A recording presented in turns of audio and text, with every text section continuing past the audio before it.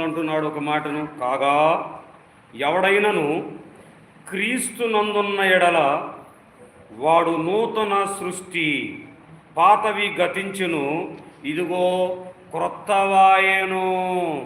నూతన దినములోనికి ప్రవేశిస్తున్నటువంటి బిడలమైన మనము పాతవి గతించాలి. అంటే 2025 సంవత్సరము 1వ నెల 1వ తారీఖు నుంచి 12వ నెల 31వ తారీఖు వరకు చేపట్టినటువంటి క్రియలన్నీ నీవు విడిచిపెట్టావా? సమస్తము నూతనవాయాలి.